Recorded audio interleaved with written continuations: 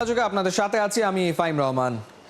ইতিহাস রচনা করতে পারল না বাংলাদেশ। ব্যাটিং ব্যর্থতায় টি-20তে প্রথমবার পাকিস্তানকে হোয়াইট ওয়াশের সুযোগ হাতছাড়া করেছে টাইগাররা। মিরপুরে সিরিজের তৃতীয় ও শেষ টি-20তে ৭৪ রানে হেরেছে লিটন দাসের দল। আগে ব্যাট করে 7 উইকেটে 178 রান তোলে সফরকারীরা।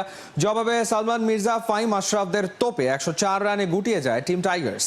2-1 ব্যবধানে সিরিজ টাইগারদের। হাসান সজীবের ম্যাচ রিপোর্ট।